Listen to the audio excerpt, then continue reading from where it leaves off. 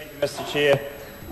I'd just like to follow from that speech and actually thanking the officials for their hard work in regard to this legislation. It is a large piece of legislation, and it is something that they did in a very timely manner. So thank you very much for your work. And also I'd like to thank all those submitters throughout New Zealand that did take an active interest in this bill.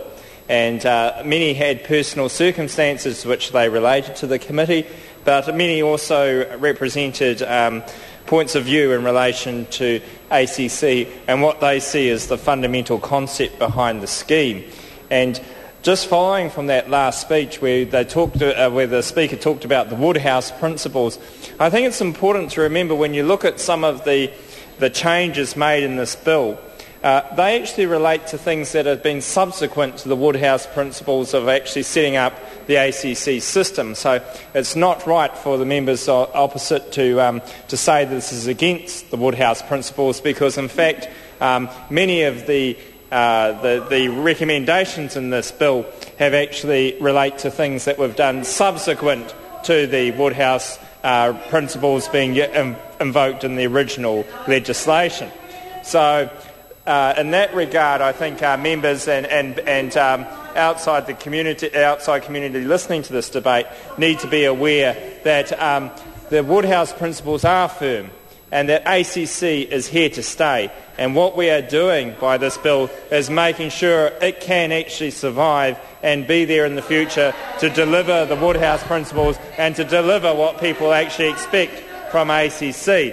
And this is the nature of the government at the moment, having to deal with some issues. We have to deal with the financial circumstances that ACC are in and actually provide a platform for them to go forward so that they can deliver the kind of comprehensive care that people expect so that people can get back into the workforce.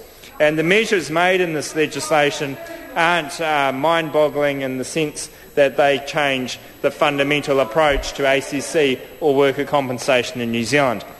In fact, many of the things that are in the legislation relate to some things that most political parties actually do have alignment on, and that is the extension of the full funding date. You see that most political parties in the Select Committee were very supportive of it. There was only one party, the Green Party, that wasn't supportive. They see it in a different light. But the Labor Party are very supportive of that. And it's amazing that it's actually their policy to extend it. They want to extend it as well, but they actually won't vote for it. It's something they want to do, but they won't vote for it. So that's very disappointing when you see the Labor Party not actually voting for something they believe in. But what would you expect other than that at this stage of the legislation? Because they're just denying this legislation just on vogue. They're just doing it because they think it's the appropriate way to put up a fight. But in actuality, we need to look at what is the best thing for the ACC system going forward, and this legislation delivers those changes that are the best for the ACC system going forward.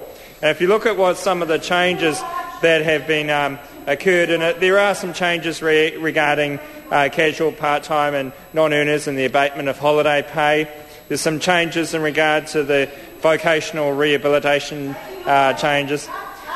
There are some changes in regard to hearing loss threshold, willfully self-inflicted injury and suicide, strengthening entitlements for disentitlements for criminals, and allowing some safety incentives for employers and vehicles, and also financial reporting provisions. All those provisions deal with trying to provide a stronger ACC system going forward. And when we have a look at some of them, when you look at the reversing the entitlements for willfully self-inflicted injuries or suicide, or strengthening disentitlements for criminals, it's amazing how the Labor Party comes into this House and wants to strengthen the entitlements for criminals. The Labor Party comes into this House and wants to see criminals get a better result than other New Zealanders. They want to see criminals being supported and the ACC system go down the tubes, which would actually hurt ordinary New Zealanders that don't have criminal convictions or a criminal record. And I think when you look at things around allowing safety incentives for employers and vehicles, that actually leads to a stronger ACC system going forward. We're actually setting up a situation where we can take into account workplace history and actually give the opportunity for... I call Kevin Hoag.